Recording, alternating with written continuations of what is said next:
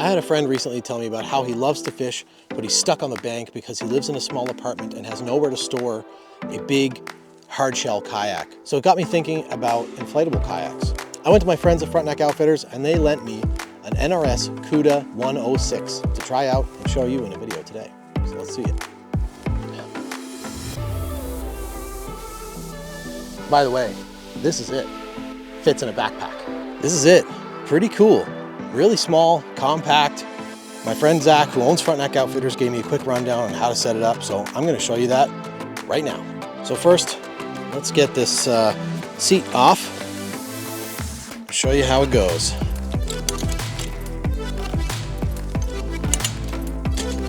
Everything you need comes compact in this bag. So first, I'll take out the pump, the NRS Super 2 pump, and I'll talk about that. The hose,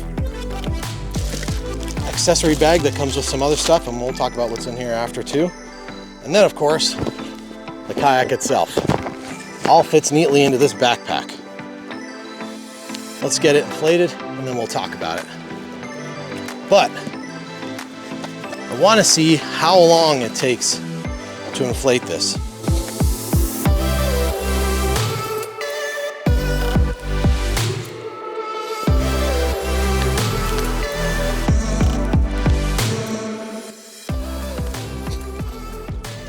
We're gonna time me and see how long I can hand pump this up. All right, all ready to start pumping? Start the timer now.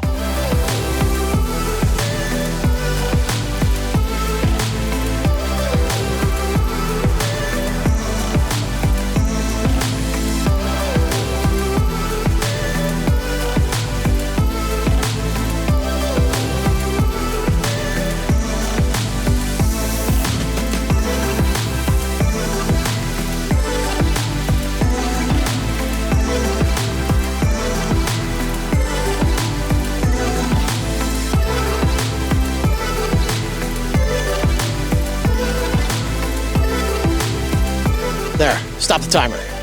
So there it is. I don't actually know how long that took me, but you will, and I'll put it on the screen around here somewhere.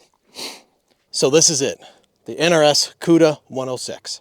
So like I said, this comes in two different lengths, the 106 and the 126, and the biggest difference between the two of them is just basically length. There's a couple of other differences, but the length is the biggest one.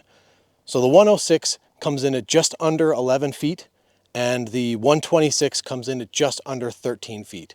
And that extra length gives you two benefits. One, and the biggest one, is the weight capacity. So the 106, the one I've got here, has a maximum load capacity of 275 pounds. So if you look at me, I'm about 225 pounds, which means that by the standards, I've got about 50 pounds of room to play with my gear and whatever else I bring with me on the boat.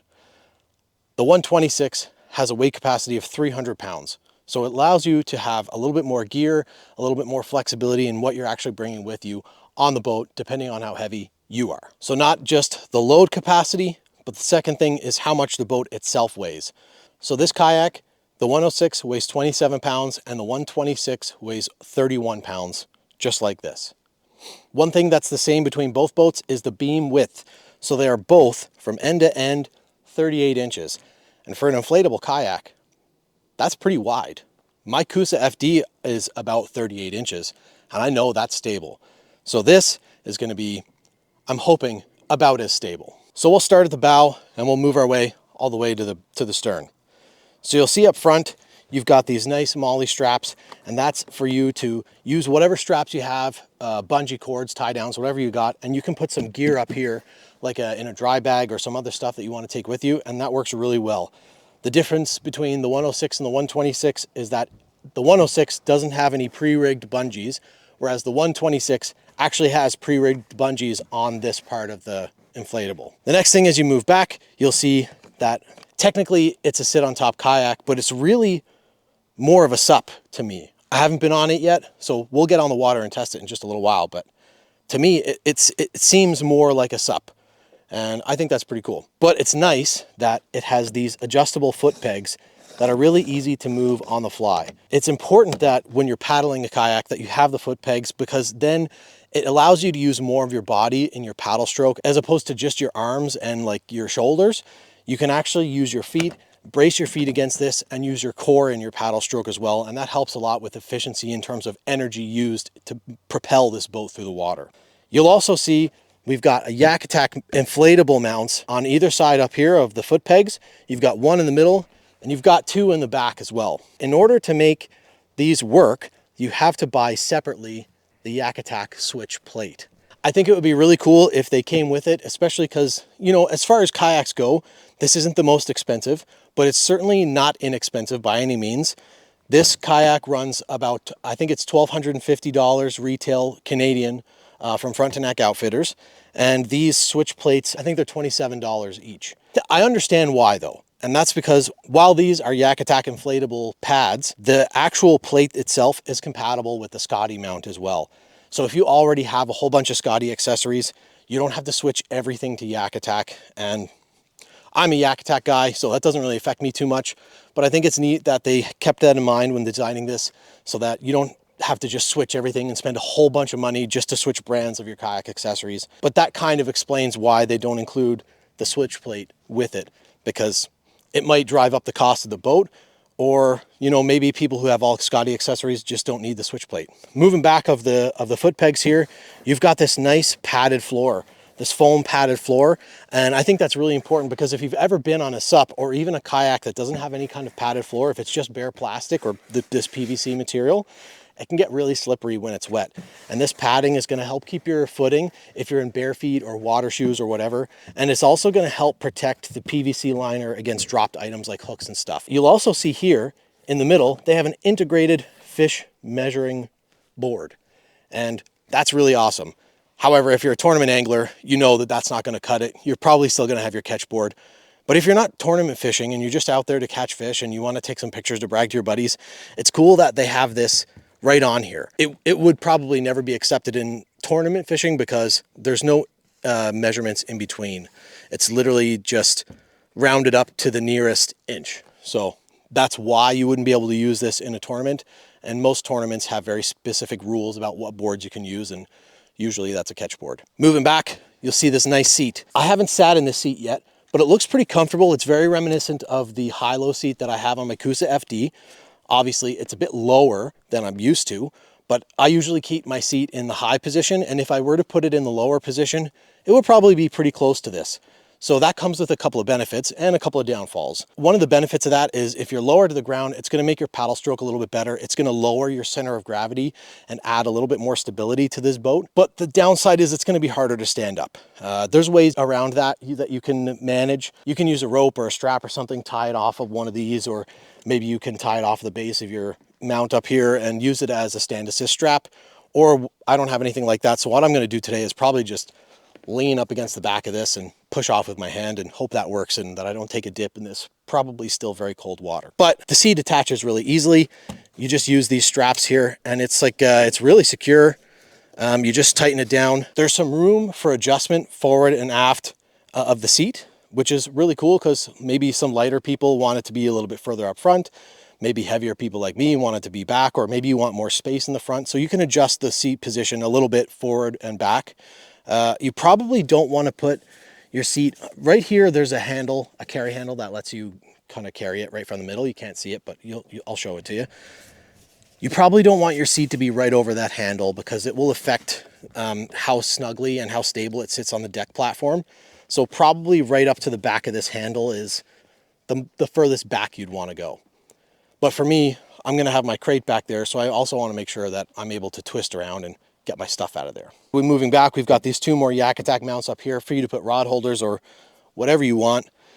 And then you move to the stern and you've got pre-rigged bungee cords for your Blackpack Pro or whatever kind of kayak crate you're using. And that's pretty much it. Like, it's pretty simple. It's very bare bones. It's nice that there's not a lot to it, because when you're using an inflatable kayak like this, you're not taking hundreds of pounds of gear, including yourself. You know, it's just a couple things. Maybe you're taking it on a back lake mission. I can see so many applications for something like this because it's so light and it fits so nicely in the bag. I can see it being reasonable to put this all the way in the bag, throw it on your back, and hike into maybe like a back lake where you would never be able to get a full-size kayak, even with a cart, probably only like portage a canoe or something in there, certainly no motorboats.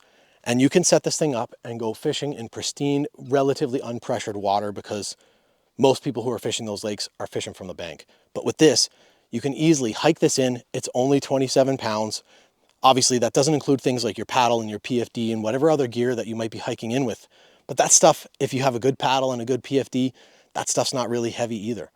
So you can throw that all in there or attach it there, and you only have to take the one bag, one rod, and you can go experience amazing fishing. So for a minute, I want to talk about the stitching and how this thing is made. At first, when you think about inflatable kayaks, you think about those cheap things that look like bananas that you order off of Amazon.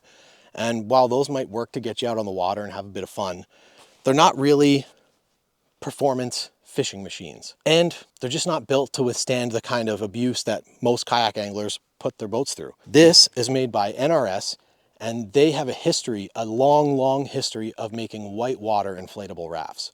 So they used that same technology in the Kuda and their other model, the Pike. So you know that this PVC fabric is going to be able to withstand some tough abuse. They use a really cool technology called drop stitching, which I'd never heard of until I started researching these boats. And if you look closely here, you can see all the little dots all along the middle part of the boat here. What that is there's nylon threads that are attached from the top all the way to the bottom. And that allows it to keep its shape and rigidity and form and durability even when inflated to higher pressures. While I was at Frontneck Outfitters picking this boat up, Zach actually had a small sample of what the drop stitching actually looks like, and you can see it here. And you can see all the threads that go from the top of the example to the bottom, and then once it's inflated, the pressure and the tension on those that help keep its form. It's really cool technology. I didn't even know something like this existed. But basically, that's what drop stitching is, and that's what they used in the center part of this to keep it rigid. And like, honestly, if I didn't know that this was an inflatable kayak, I would say that this is hard plastic. And this isn't even inflated to its maximum PSI, and it's still really rigid and it feels very solid. So on to the inflation pressures. When you get this, you'll get instructions on how to inflate it and the order in which you want to inflate things. They say you always want to inflate the center part first through this thing here, this little port here. And it's cool because around this port, get out of here, pump. Whoops. Around this port here, it gives you all the pressures of the center part and the side tubes. So you inflate the center part to 8 PSI if you're primarily sitting. If you think you're going to be standing a lot, this middle part inflates all the way to 20 PSI. Right now, I have it inflated to about 12 because I'm not sure how much standing I'm going to be doing. It's a fairly calm day, and I don't know, maybe I'm going to be doing some standing and fishing. So you inflate the center part here from 8 to 20 PSI, depending on what you think your day is going to look like. And then once you get the center part inflated, you move on to the side tubes, and these inflate to 3 PSI. And when you think about pounds per square inch, 3 doesn't really sound like that much. But I can tell you that this feels solid. Like, these are only inflated to 3 PSI on either side. And like, I can't squeeze them. I can barely squeeze them. There's hardly any give. And so I think that this thing is going to be really fun to paddle around. So this is the bottom of the boat. It's pretty simple. They've got the slogan, Catch the Adventure. And then this plate here, which is where the skeg goes. So you just pull out this tab, put that away so you don't lose it. And it comes with this NRS all-water fin. And this just slips right in the back like that. And then you comes with a tab here. You slide that tab in and it locks the fin in place. So this is going to help with your tracking, because if it was just a flat boat, it would be really difficult to paddle. So this gives it a little bit of side-to-side tension that makes it easier to paddle and to keep going straight. If you think you're going to be taking this in some rougher waters or shallower waters with rocks and stuff, NRS also makes a smaller profile fin for whitewater that's just a little bit shorter, still offers you that stability and that tracking ability, but it also makes it so that you're not going to be banging this fin off of like sharp rocks and damaging the fin or potentially the fin mount on the bottom here. So in the box, obviously, you're going to get the kayak, you're going to get the seat, you're going to get the carry bag, but you're also going to get this cool pump. This is called the NRS Super 2 pump, and this is a 2-chamber pump. So you saw when I was pumping it, you've got this thick cylinder, and that allows you to push a lot of air quickly. The problem is, once it starts to get full, it gets really difficult to push any further when you're pushing such huge amounts of volume against the pressure that's in here. So they've developed this small little clip here. You push that, and then it brings it to a higher compression chamber. So you switch that, and this allows you to keep pumping air easily. So once you get to the point where it's too hard to push on the big tube, you can switch it to the small tube, and that allows you to fine-tune the pressure inside of the kayak. And that of course comes with the pump, and you've got this hose that just clips right on the front like this, seals it up, and then this part just screws into the inflation ports. Also in the bag, you're going to get your all-water fin. You're going to get waterproof patch kit. So inside here, you've got glue and some tools and some different materials and patches that you can use to fix up little punctures and holes and stuff like that in this, which you should probably take with you on the water every time you go out, because you never know where you might be, hit a rock, maybe you get a hook stuck in here, which is unlikely, but possible. That way you can patch it while you're on the go and you're not worried about not being able to make it back to wherever you came from. And that's everything you need to get this thing on the water. So on to the durability. Of course, we talked about how durable it is in the water, but this material is also specially designed to be resistant to hook punctures. So you can probably drag a hook across here and it's not going to hook in and puncture these tubes or your deck. If you really wanted to push a hook through there, you probably could, but it's pretty resistant and you'd have to try really hard to get a hook in here. So you probably don't have to be too worried about puncturing this with any of your terminal tackle unless you're really, really careless. I'd say that's about enough talking. Let's get it on the water and see how it actually performs.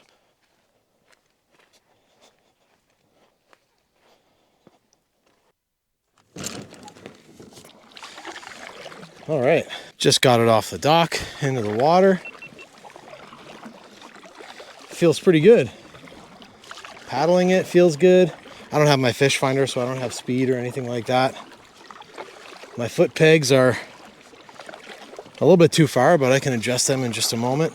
I can see why, if you plan on standing, you might want that deck inflated a bit more, but this is fine for me right now.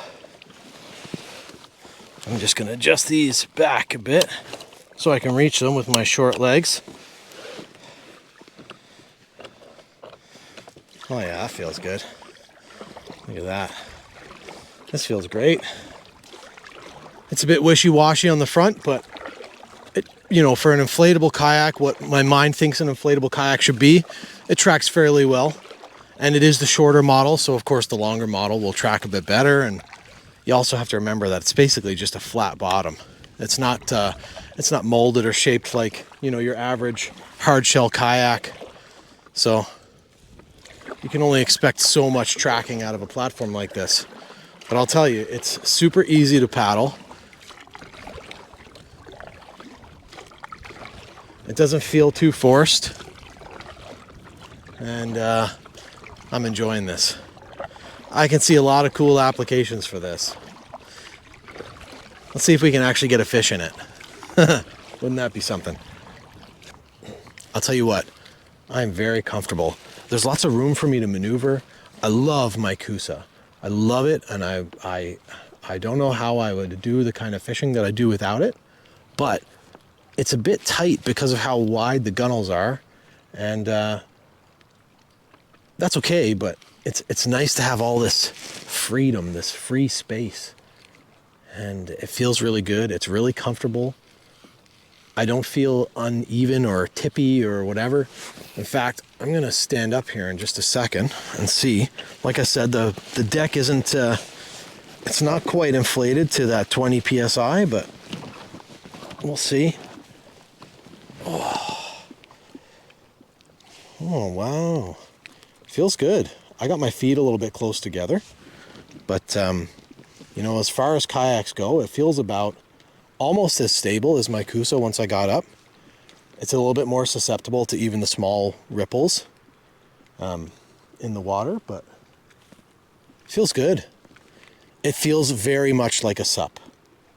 It feels very much like a stand-up paddleboard, which is okay. All right, so getting up was pretty easy, and sitting down was also easy, as you just saw. For me, it was easy. I could just turn around, I can push off the seat, and the seat, even with these straps, was stable enough to support me while I pushed up into the standing position. And these pads feel really nice under the feet. It helps to have a really light paddle. Of course, I've got my Bending Branches Angler Pro here. Carbon fiber blades, carbon fiber shaft. And yeah, it's just really, but yeah, there's a lot more side to side movement, which is expected in an inflatable kayak like this, certainly. Very cool platform though. I really like this. I think my wife would like this a lot too, because you don't even have to put the seat on. You can just inflate it and use it as a SUP. But I am getting bullied around by this wind, and that's a bit frustrating. But it is what it is. I don't feel too bad actually, even though the wind is kind of bullying me around a bit. It's I don't feel too tippy or like there's any risk of me flipping this thing. It's pretty stable. Oh, hello. Oh no, this feels like a bass. Or maybe a pike. Dang it.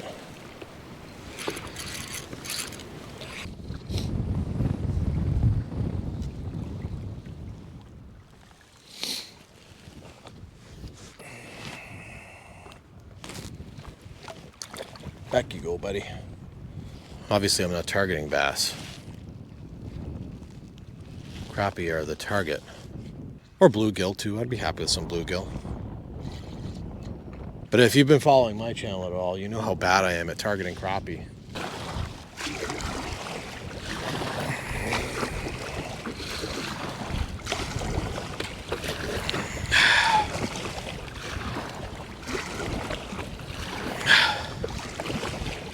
As you can see, trying to paddle this in heavy winds is very difficult.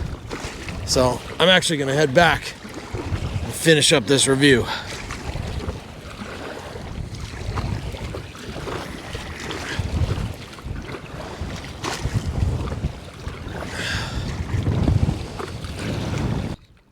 Yeah, this thing, great inflatable kayak, but definitely not designed to handle big wind and waves.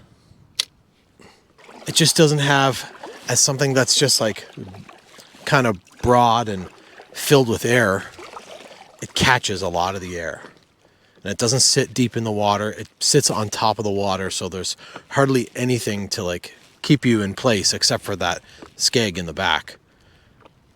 And if you're in enough wind, like that's not really gonna do a whole lot for you.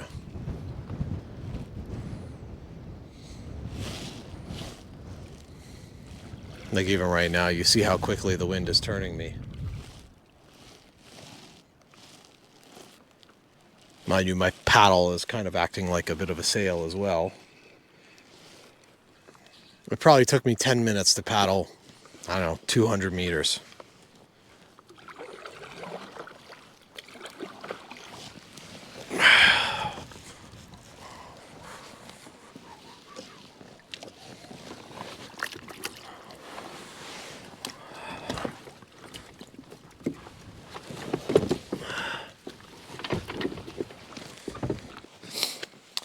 So, overall thoughts on the NRS Kuda 106. Well, if I'm being honest, I really loved this kayak. I think I would probably like the 126 a bit more, but I think the 106 has a lot of applications that are unique to having a bit of a shorter boat. As you can see, when I was out on the lake, paddling in any kind of wind or waves was really difficult. I'd say that's probably the only downside to this kayak. Everything else was good. Like, it tracked fairly well.